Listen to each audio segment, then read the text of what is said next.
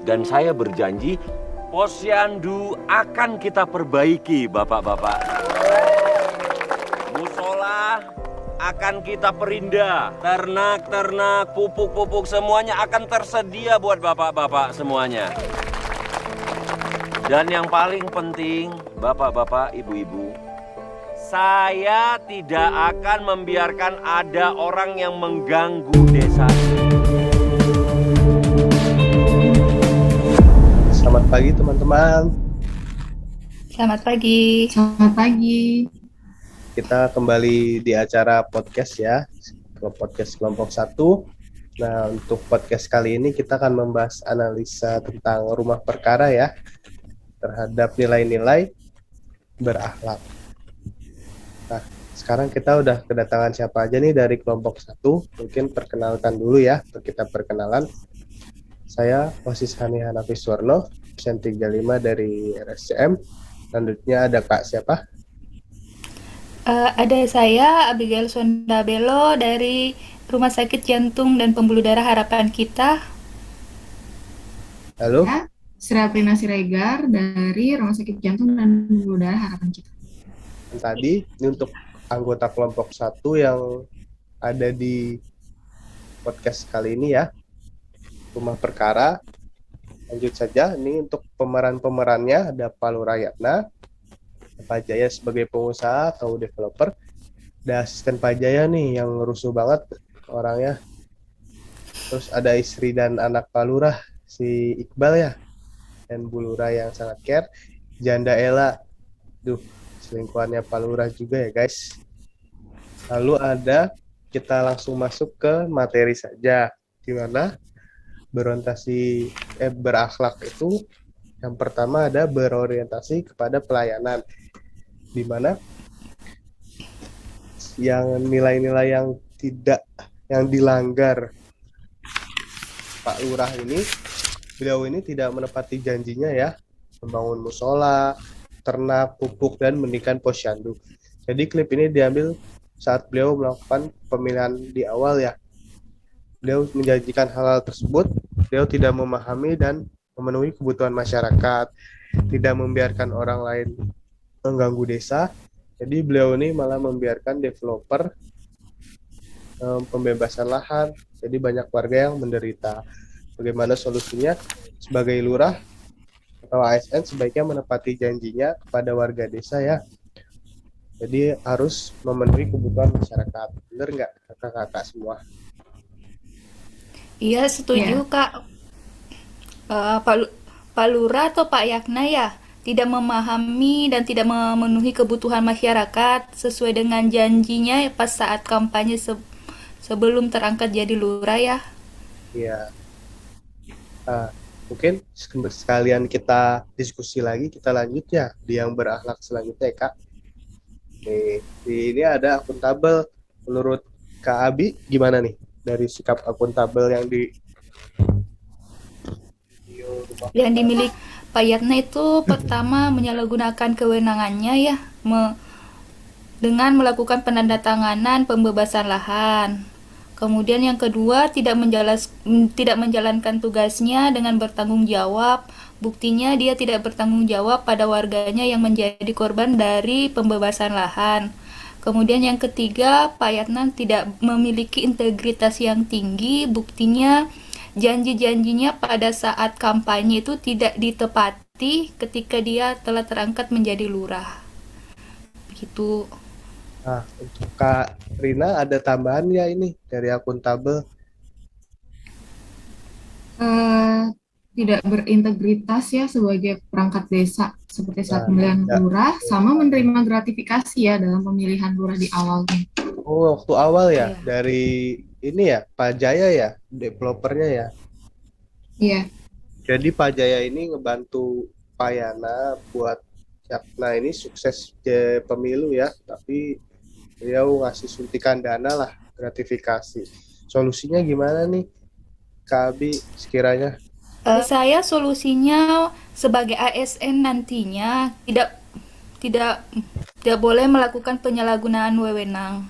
Ya, Kita harus bertanggung jawab, terus kita harus mempunyai integritas yang tinggi. Betul. Nah, lalu dari Karina, Solusinya sih seharusnya Pak Lurahnya berani menolak gratifikasi ya, harusnya dalam bentuk apapun.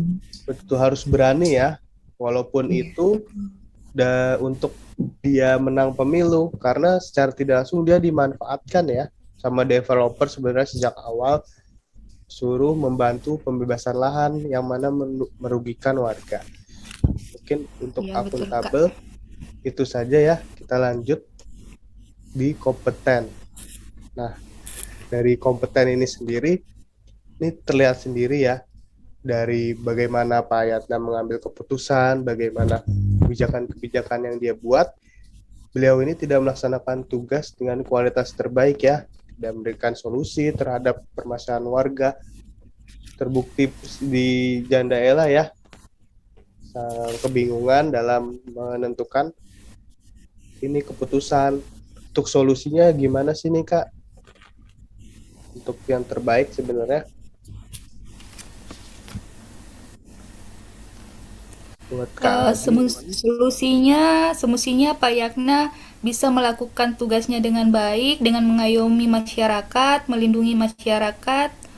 Kemudian seharusnya Pak Yakna bisa menjadi negosiator dari antara warga dengan developer ya, Betul. untuk mencari solusi yang terbaik. Jadi masyarakat juga tidak dirugikan dari keinginan dari developer itu.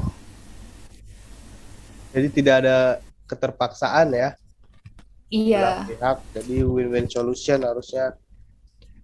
Tapi beliau malah terlihat kurang bijak dalam memberikan solusi. Ya, gimana Ya. kakak-kakak sepakat ya? Ya, Mungkin sepakat. bisa kita lihat lagi untuk dari nilai-nilai berakhlak selanjutnya. Harmonis ya. Ini gimana Karina, menurut Karina nih dari film Rumah Perkara harmonisnya ini? Di sini kelihatan banget ya kalau Pak Lurah ini nggak bisa menjalin hubungan yang baik dengan warganya. Terus dia juga tidak bisa membangun lingkungan yang kondusif dengan warganya, sama tidak menolong warganya yang udah terkena pembebasan lahan. Jadi dia kayak acuh tak acuh aja nih sama warganya. Nah, iya benar sekali ya Kak, di videonya warganya sedang beres-beres tapi dia malah ini ya, clubbing ya, kelayapan bingung ya. Malah warawiri aja. Hanya lewat aja. Lewat aja, bodo amat. Solusinya gimana sih nih Kak Abi, menurut Kak Abi? Solusinya sih harusnya Pak Yakna sebagai ASN harusnya lebih peduli, lebih menghargai masyarakatnya, terlepas dari latar belakang yang dimiliki oleh masyarakatnya. Ya, jadi dalam harmonis itu menciptakan lingkungan yang kondusif ya, lebih tepatnya di sekitar lingkungan, apalagi beliau Pak Lurah, di mana di pedesaan itu kan harusnya lebih harmonis ya, Kewargaan masyarakat. kewargaan timbang di kota-kota besar ya. Ya, mungkin untuk harmonis yang bisa kita ambil, kita pelajari seperti itu ya. Lalu mungkin lanjut saja. Ada loyal nih dari nilai berakhlak selanjutnya, di mana di loyal ini kita bisa lihat Pak Lurah ini tidak menjaga nama baik ASN, instansi, dan negara. Beliau ini tidak memegang teguh ideologi Pancasila karena mementingkan kepentingan pribadi dibandingkan bersama ataupun sosial. Beliau juga melanggar PP nomor 45 ya, tahun 90 tentang izin perkawinan. Secara tidak langsung beliau ada tanda kutip ya, kakak-kakak ya, dengan Mbak Ella ini ya. Mungkin untuk solusinya gimana sih ini yang tepat agar tidak terjadi seperti Pak Yatna ini? Kalau dari saya, solusinya Pak Yatna sebagai ASN harus berdedikasi, harus mengutamakan kepentingan bangsa dan negaranya ketimbang kepentingan pribadi atau kepentingan golongan tertentu. Terus harus menjaga nama baik ASN. Betul. Dan yang penting lagi ya, Karina ya, ada tadi terkait PP harus nomor 45. setia. Nah, Setia terhadap pasangan ya. Nah, betul, setia terhadap pasangannya. Jadi jangan sampai kita sudah memegang ini amanat, tetapi malah kita menyalahgunakan, apalagi sampai seperti ini, tidak setia dengan pasangannya, tidak loyal lah. Campuran juga ini tadi sama ini ya, kalau kita pikir ya, table. Lalu mungkin selanjutnya ya, kita lanjut saja. Iya. Dari nilai berakhlak ada adaptif nih kakak-kakak. Dimana adaptif ini dalam rumah perkara ini yang tidak bertindak proaktif dalam permasalahan pembebasan lahan. Dari Pak Yatnanya ya, beliau juga tidak mampu menyesuaikan diri terhadap situasi yang ada. Terbukti dari langkah-langkah yang diambil dari ajudannya Pak Jaya juga udah salah. Beliau memaksa ya. Ini kan mengancam fisik dan juga batin dari ini ya, Bu Lela ya, Mbak Lela. Mbak Ya, Mbak Ela ya. Ella. Mbak Ella. Kira-kira solusinya apa nih ya buat Karina? Harusnya sih Pak Lurahnya bisa memberikan solusi ya dalam permasalahan pembebasan lahan ini. Bukan cuma buat Bu Ella juga sih, harusnya sama warga yang lain juga gimana sebaiknya. Jadi win-win solution gimana nih harusnya. Jadi nggak ada salah satu pihak yang dirugikan. Terus harusnya Pak Lurah juga bisa menyesuaikan diri terhadap situasi ya, jangan menurut aja gitu. Suruh tanda tangan, disuruh keluarganya buat digusur, dia ikut aja gusur gitu. Ada tambahan lain? Sudah cukup jelas sih dari penjelasan Kak Aprina ya. Betul sekali. Cukup jelas ya. Lanjut ke berakhlak selanjutnya. Ada kolaboratif nih. Dari video atau rekaman ini, apa sih yang Kak Abi dapat? Kolaboratif di sini pertama Pak Lurah tidak memberikan kesempatan dari berbagai pihak untuk berkontribusi dalam menyelesaikan permasalahan pembebasan lahan, seperti misalnya Pak Lurah tidak berbincang dulu sama kepala-kepala warganya, RT RW atau bahkan masyarakatnya sendiri. Pak Lurah tidak mengkomunikasikan masalah pembebasan lahan ini. Solusinya mungkin sebaiknya Pak Lurah sebelum menandatangani persetujuan pembebasan lahan harusnya melakukan musyawarah dulu ya sama warga, sama pihak-pihak yang lain. Terus sebaiknya sih meminta pendapat ke pihak yang lebih berwenang lagi nih, gimana mengatasi masalah ini, solusinya apa biar warga nggak dirugikan gitu. Mungkin kalaupun dia bingung mengambil keputusan bisa ke atasnya ya, di atasnya mungkin Ya, ada ke atasannya.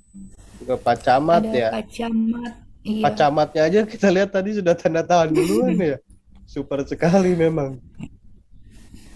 Ya Iya, itulah. tapi harusnya Pak Lurahnya memegang teguh prinsipnya sih, harusnya kalau Pak Camat tanda tangan, harusnya dia tetap berprinsip gitu nggak sih? Betul. Nggak ngikut aja. Ya, jadi seru sekali ya sebenarnya pembahasan nilai berakhlak ini di video rumah perkara ya. Analisanya sebenarnya cukup banyak, terus implementasinya juga dekat dengan sehari-hari. Jadi kita bisa merasakan lah gimana susahnya, gimana rasanya jadi warga. Wah, mungkin ada tambahan lain, kesimpulan dari kakak-kakak, dari Kak Abi mungkin apa sih yang bisa kita ambil? Melihat dari kasus Pak Yakna sih sebenarnya sangat jauh dari nilai berakhlak yang semestinya ada pada seorang ASN. Jadi mulai dari awal, dari berorientasi pelayanan dia sudah gagal, dari akuntabel lebih gagal lagi karena dia nerima gratifikasi sebelum terangkat atau sebelum jadi ASN, kompeten malah tidak melakukan tugas sebagaimana mestinya, harmonis, dia tidak membina keharmonisan dengan warganya, loyalnya bahkan dengan istrinya pun dia melakukan perselingkuhan, adaptif, tidak proaktif dalam menyelesaikan permasalahan warganya, terus kolaboratif, dia tidak membina atau mengkolaborasi dengan perangkat-perangkat desanya, RT RW begitu untuk menyelesaikan suatu masalah. Jadi dari Pak Yakna ini adalah contoh buruk sih dari sebagai seorang ASN. Jadi kedepannya semoga kita tidak mencontoh Pak Yakna ya teman-teman. Ya, pasti. Kalau dari Karina sendiri ada tambahan mungkin?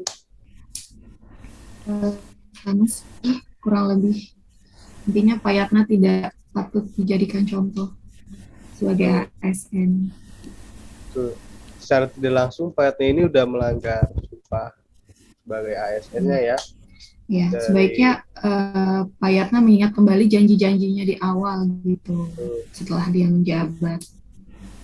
Betul, dan bagaimana awal beliau ini ya, dari melakukan pemilu, beliau meminta dukungan kepada warga, harusnya beliau mengingat hal tersebut ya. Semoga kita tidak seperti Pak Yatna dan kita dapat mengemban tugas masing-masing ya, kakak-kakak, teman-teman. Mungkin itu saja ya untuk ini ya, analisa video rumah perkara kita pagi ini. Baik, sampai ketemu di podcast selanjutnya ya teman-teman, dengan materi yang lain dan lebih menarik tentunya. Baik, sebelum kita tutup mungkin kita jargon dulu ya, seperti biasa. ASN berakhlak, Bangga melayani bangga melayani bangsa. terima kasih untuk teman-teman. Makasih. Bye. Makasih. Bye.